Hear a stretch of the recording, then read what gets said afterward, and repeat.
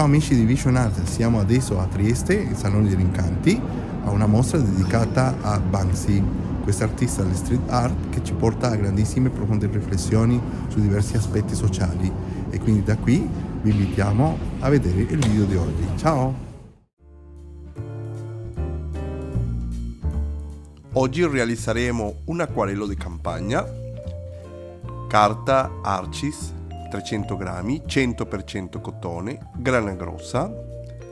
Abbiamo anche i colori Daniel Smith e diversi pennelli della Solo, questi che vedete qua e si chiama Solo Flat 5, sono della pittore Soloyev, Michael Soloyev, e utilizzeremo anche altri pennelli come il Flats 3 e come anche un liner e anche quelli della Tintoretto. Utilizzeremo la serie Feltracco Tintoretto, la 14007, e quindi continuiamo.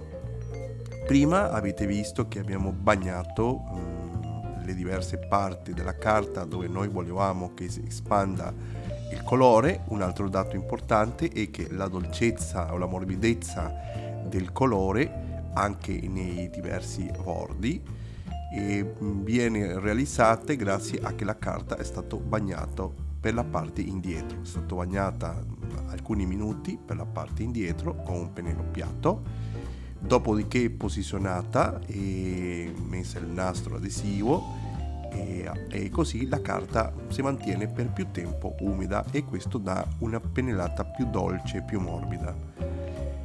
Come diciamo, adesso stiamo mettendo con il blu ultramare e anche con un poco del grigio di paint e questi colori del cielo per creare il fondo del cielo e la massa delle nuvole, a cui dopo andremo ad aggiungere un poco di nickel azzo giallo e un po' di bronziera per questi colori, per poter dare una tonalità non tanto omogenea alle nuvole e che ci sia una maggiore cromaticità e non rimangano monocromatiche.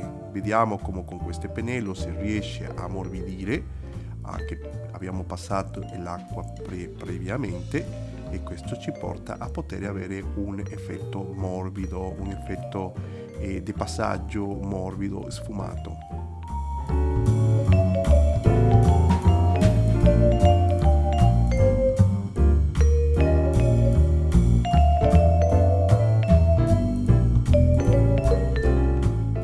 Preparando colore con il sub green, con il verde vescica, con un poco del verde cascata, con un po' di blu ultramare e un po' di bronziena anche. Prepariamo questo colore verde che rappresenta la erba di questa collina, ma nella composizione ho deciso di creare queste pennellate lunghe che rappresentano un po' una specie di movimento di fuga verso l'alto e che cadono utilizzando la plasticità della pennellata, non necessariamente quindi in questo caso figurativo, ma utilizzando l'elemento plastico della pennellata stessa, ed è come questa nella parte finale rimane sopra la carta, no? Rimane con questa forma del pennello e anche con alcune parti diciamo più granulate quando si fa alla fine del tratto.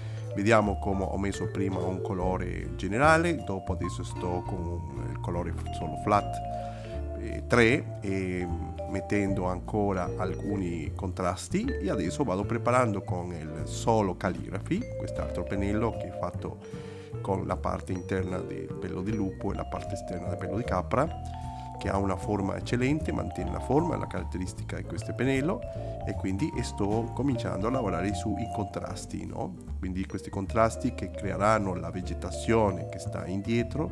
Da questa parte sono alberelli e cespugli, e cambiando il tono vado alleggerendo un poco il tono per poter morbidire. Adesso prendo l'acqua, pulisco il pennello e vado dalla parte del cielo per creare un collegamento del tratto con l'acqua verso il colore, che così si creano queste sfumature dolci che vanno a togliere questo elemento grafico. Come avete visto al principio c'era una sagoma, c'era un profilo molto marcato della macchia, ma invece va bene in una collina, però non va bene già con rispetto alla unione, con rispetto al cielo. Questo poiché si senta un senso di movimento, come il vento che muove leggermente anche la vegetazione, e adesso stiamo partendo a creare maggiori contrasti per poter tagliare un po' la forza di questa collina,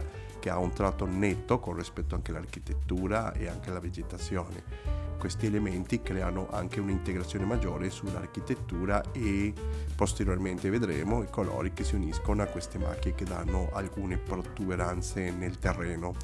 Continuiamo sempre mettendo adesso il colore di Cascada Green anche col Sap Green, anche mettendo una piccola quantità di quinacridrone e magenta, e dopo anche un pochino di grigio del pen, un pochino di seppia, blu ultramare. Mescoliamo un colore che è mescolato con tantissimi colori per creare questo colore verde che mantiene questi colori come il verde vescica, come il verde oliva, un po' più brillante, però molto più scuro. Dopo passeremo una tonalità ancora più scura di questi colori mescolati, che sono vari, per poter creare alcune volte un colore particolare e viene mescolato anche per 4-5 colori, come in questo caso.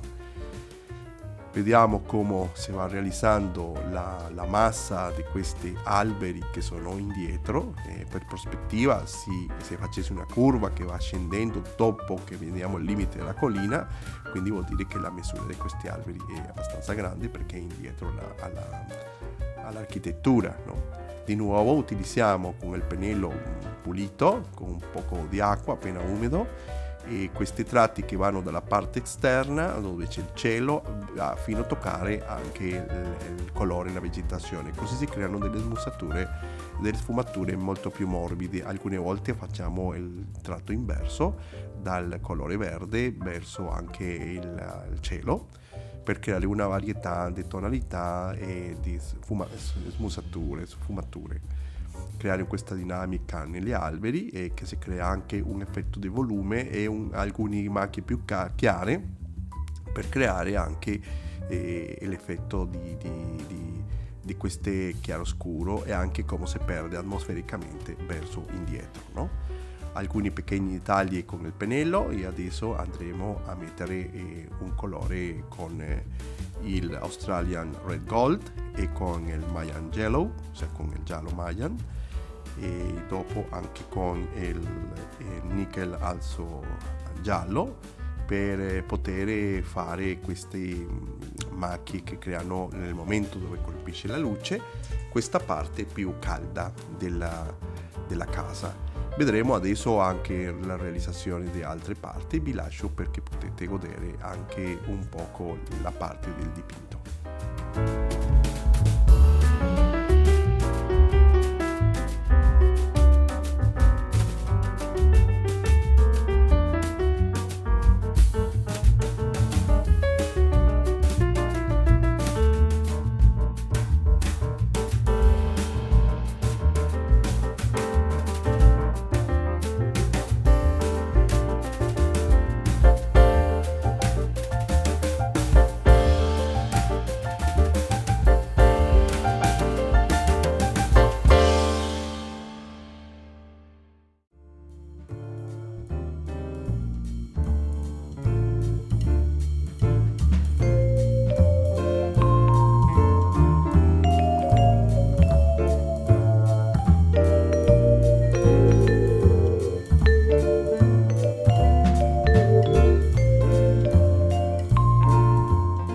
Bene, con un colore prima più caldo e adesso con un colore più freddo stiamo applicando queste ombre che si rappresentano nella casa. Prima abbiamo mescolato il rosso Crimson Alizarina con un poco di brunziera, un pochino di seppia per poter avere il colore che abbiamo visto prima, e quest'altro colore con un po' di questo colore più freddo, con un po' di quel colore più l'ultramare per poterlo fare più freddo. Adesso cominciamo a fare il tetto, rappresentato per delle tegole di argilla e terracotta nel colore più rossiccio, quindi così stiamo mettendo sempre queste rosso cremisi di Sarina con un po' di Australian Red Gold e un pochino di terra di siena bruciata, e per poter creare questi colori, no?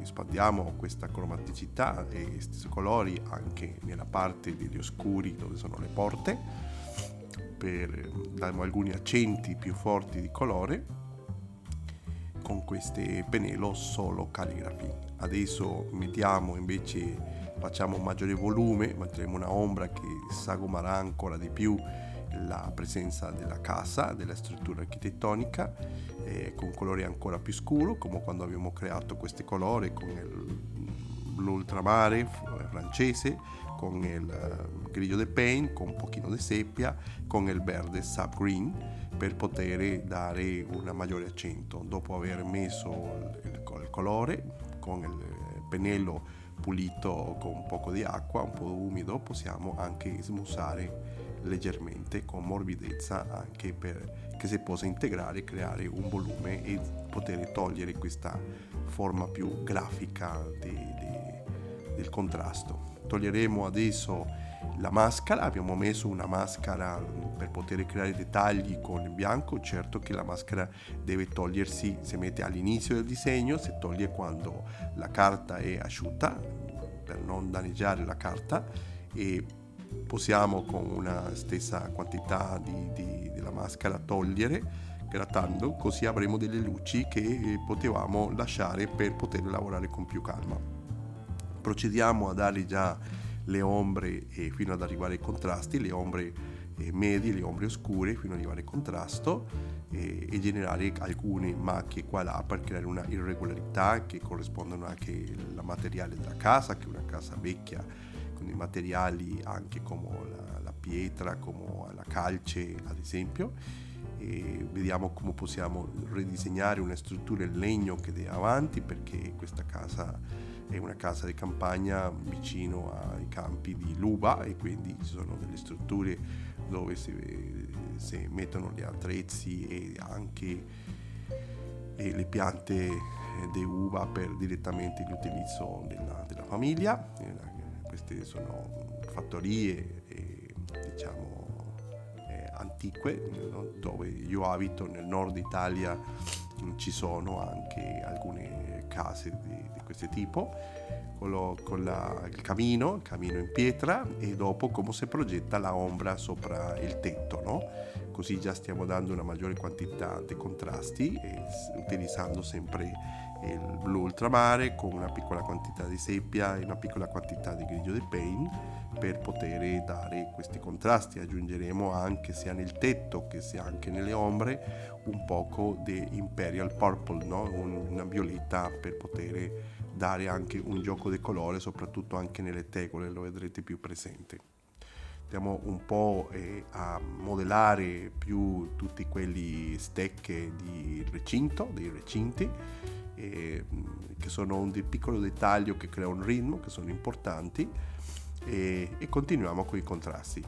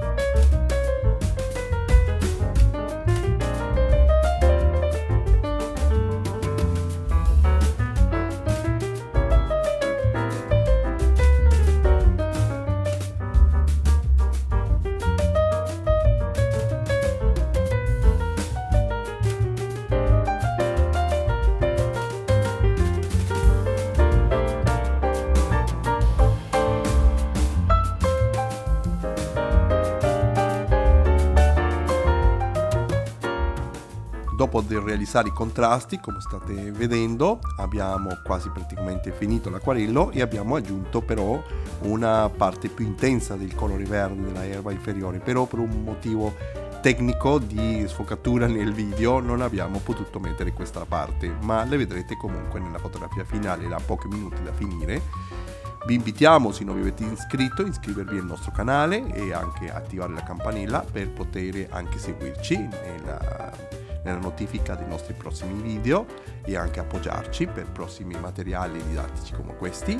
E in più vi invitiamo a seguirci nel Instagram con leol_calvo_artista o al Facebook artista Leonardo Calvo o al nostro sito internet www.leonardocalvo.it.